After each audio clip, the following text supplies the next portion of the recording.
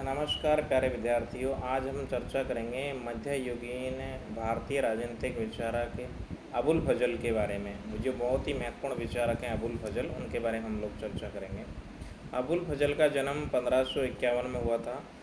अकबर के समकालीन है। बहुत इम्पोर्टेंट है कि अबुल फजल अकबर के समकालीन है। अकबर के शासनकाल का समन्वयवादी दृष्टिकोण जो हमें दिखाई देता है वो अकबर पर अबुल फजल के प्रभाव के ही कारण हमें दिखाई देता है। ये बहुत महत्वपूर्ण है। आईने अकबरी अबुल फजल का प्रसिद्ध ग्रंथ है और इस ग्रंथ में हमें अबुल फजल के राजनीतिक विचार मिलते हैं। फजल अपने परिवेश से प्रभावित है, इसलिए राजतंत्र ही उनके चिंतन का मूल है। वे राजा को ईश्वर का प्रतिनिधि मानते हैं, ईश्वर नहीं। ये बहुत महत्वपूर्ण है।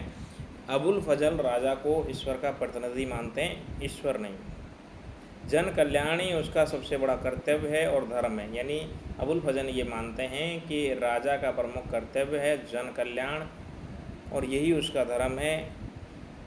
जनता का आध्यात्मिक गुरु है राजा। ये सा अबुल फजल मानता है, जो कि बहुत इम्पोर्टेंट है।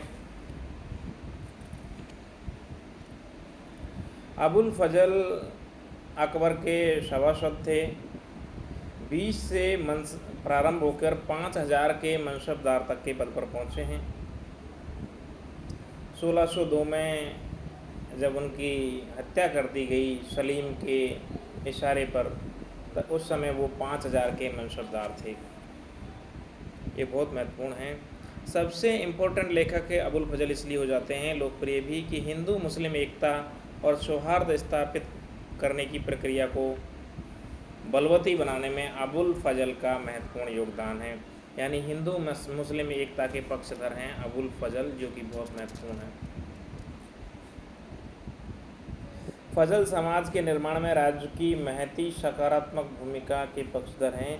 ये एक आधुनिक विचार है जिसके अंतर्गत राज्य का कार्य केवल कानून और व्यवस्था को बनाए रखना नहीं है, बल्कि सामाजिक सौहार्द और सहिष्णुता के लिए राजशक्ति का उपयोग करना है ताकि समाज निर्माण की प्रक्रिया प्रशस्त हो।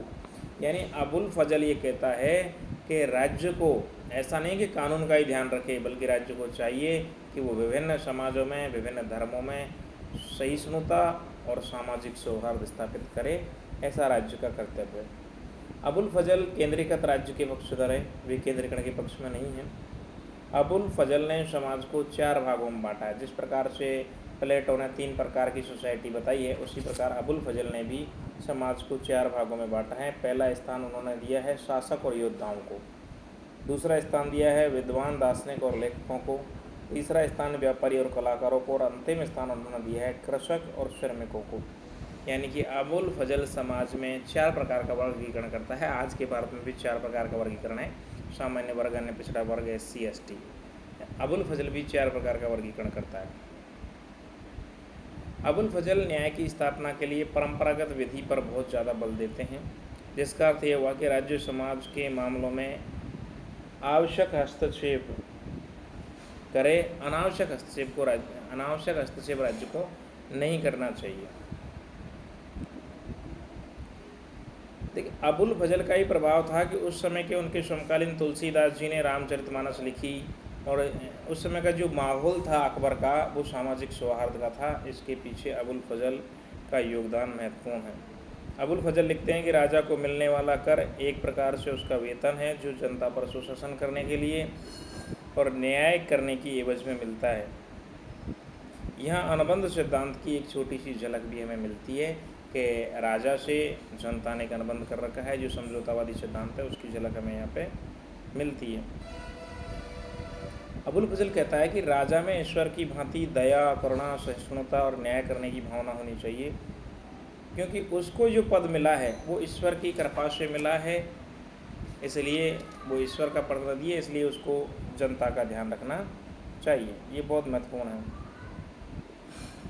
हालांकि कई इस्लाम परक विचारकों ने या मौलवियों ने अबुल फजल की आलोचना की है। उनके बारे में कहा गया है कि वे अग्नि पूजक हिंदू हैं। यानी कई इस्लाम परक लोगों ने अबुल फजल की आलोचना की है कि ये तो हिंदू है। अबुल फजल एक मुक्त विचारक थे और सभी धर्मों की अच्छाइयों में विश्वास करते थे। अबुल फजल पहले लेखक हैं जो धर्मनिरपेक्ष लेखक हैं, यानी राजनीतिक विचारक हैं जो धर्मनिरपेक्ष हैं मध्ययुगीन विचारकों में।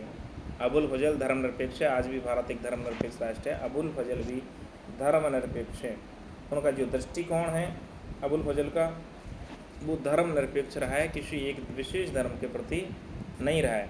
अबुल फजल हम ये कह सकते हैं कि संपूर्ण मध्य युग के अंधकार में रोशनी की तरह है, प्रकाश की तरह हैं, ऐसे थे अबुल फजल जो अकबर के दरबार में रहते थे। प्रमुख दृष्टिकोणों के बारे में हमने पढ़ा है कि अबुल फजल केंद्रीकृत व्यवस्था के पक्ष में थे, धर्मनिरपेक्ष थे, सभी धर्मों का समान आदर करने में विश्वास रखते थे, राजा का कर्तव्य मानते थे कि वो सभी धर्मों में सामाजिक सौहार्द स्थापित करें। धन्यवाद। आज हमने चर्चा की है अबुल फजल के बारे में। अगले वीडियो में अन्य किसी भारतीय विचारक के साथ चर्चा करेंगे। तब तक के लिए शुक्रिया।